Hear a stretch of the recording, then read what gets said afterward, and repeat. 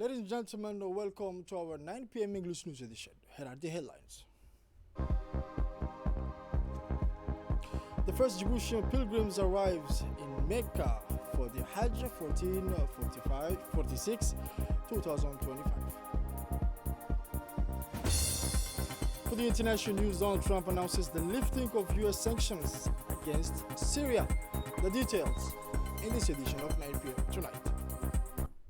As I mentioned in the titles, the first Djiboutian pilgrims registered for this year's 2025 Hajj, corresponding to the year 1446 of Hijri calendar, have arrived in Mecca after spending a few days in Medina. In total, 350 pilgrims made the journey between the two holy cities, thus completing a crucial stage of their pilgrimage. Upon their arrival in Mecca, they were warmly welcomed by the official Djiboutian delegation in the presence of officials from the Saudi Hajj management company responsible for overseeing and organizing the pilgrims' logistics.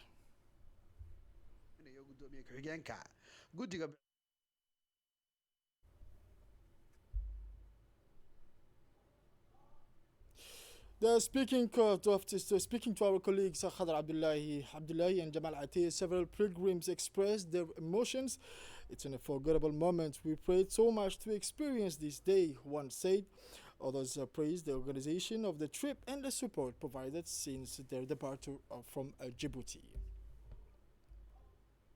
When interviewed on site, Hajj Usman Ruqay, deputy head of the official delegation, stated everything has been arranged to support the pilgrims in Mecca in the best possible conditions, thanks to the close coordination to the Saudi authorities. Without delay, the pilgrims performed the Umrah, the rite marking their entry into the holy city. The circumambulation around the Al-Kaaba and the walks between Safa and Marwa were carried out with deep reverence and emotions. Let's watch to this footage.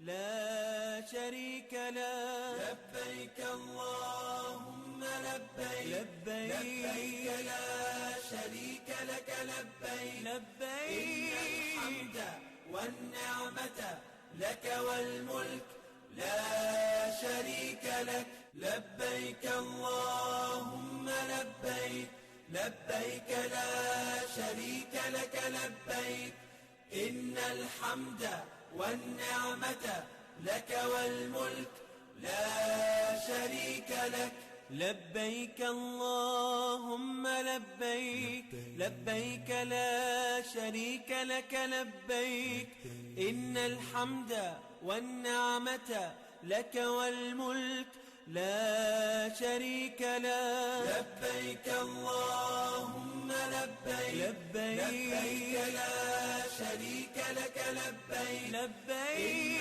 إن الحمد والنعمة لك والملك لا شريك لك لبيك اللهم لبيك لبيك لا شريك لك لبيك إن الحمد والنعمة لك والملك لا لبيك لبيك لا شريك لك لبيك إن الحمد والنعمة لك والملك لا شريك لك لبيك اللهم لبيك لبيك لا شريك لك لبيك إن الحمد والنعمة.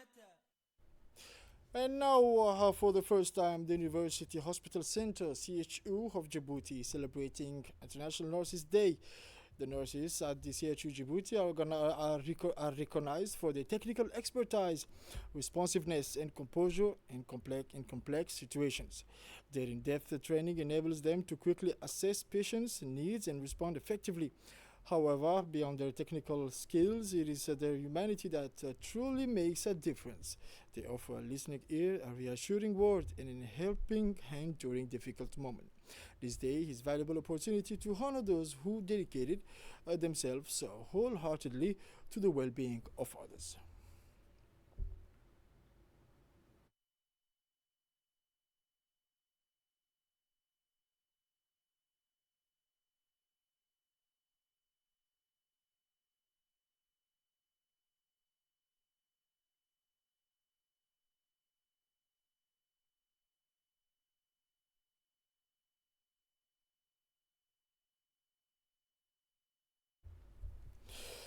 And now the director of the CHU, the University Hospital Center, in occasion of the celebration of the International Nurses Day, he took the opportunity to reiterate the essential role of the nurses in Djibouti.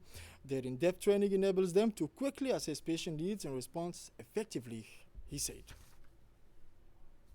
And now the Minister of Health, Dr. Ahmed Roble Abdille, expressed his deep appreciation and delight to the day, International Nurses Day.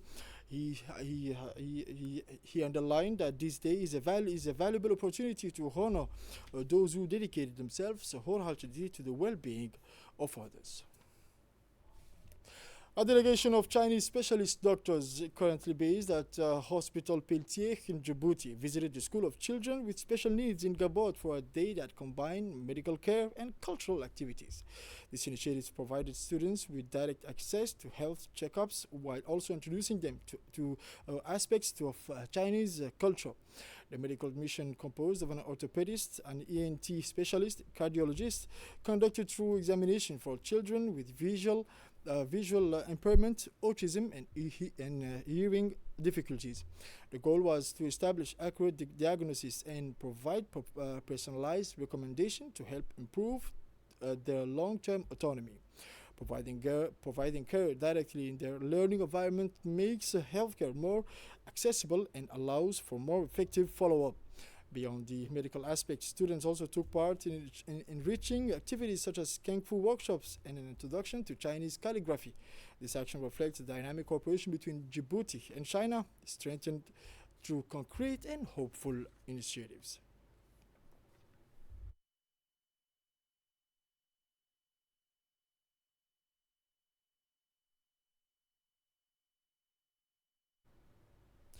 And now, as part of the implementation of the government directive asking illegal immigrants living in our country to leave the national territory, several officials of the police, of the national police, made a media appearance today to remind once again the operations to combat illegal immigration are continuing in our country, said the Colonel Omar Hassan. Another news in our Parade Awareness Campaign workshop was held at the UNFD yesterday morning. This project, co-financed by the European Union and the French Agency for the Development and pilot by the ONEAD, aims to reinforce the city sanitation network with a particular focus on Section 5, 6, 7, 7Bs and Cité Stade. The event provided an opportunity to inform and mobilize the residents of Section 7 about the challenges of the forthcoming works project, the sewage network, technical and financial aspect, health issues, etc. The workshop was implemented by Eco Humanist Consulting with the operational support of the UNFD, whose commitment to the entire Djiboutian population and the women in particular is recognized notably within the framework of the Parade project.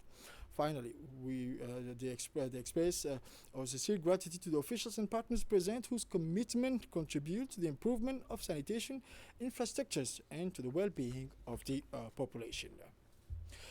Another workshop, capacity building for National Gendarmerie Judicial police officers as part of the European Union funded project to improve the mandate and practice of the National Human Rights Commission, the National Human Rights Commission CNHD, has organized a human rights capacity building workshop for National Gendarmerie Judicial Police officials.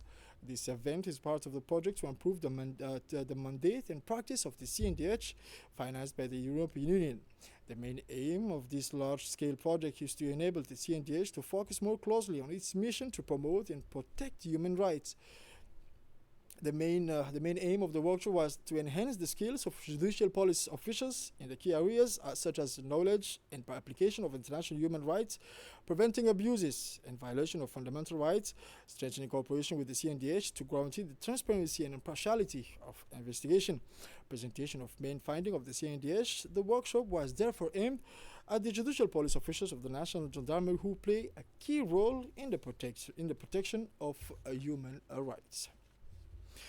Now, the Customs Division of the Tajula region, in collaboration with the National Army and our police, seized 10 kilograms of smuggled cat.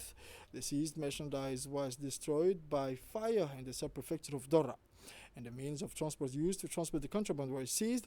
The smugglers fled. The Customs Director General, Mr. Guled Ahmed Yusuf, congratulated all the National Army Forces and the region shared by the Colonel Major Ali Shahim and the Tajula Police, not forgetting the Tajula Customs Age officials.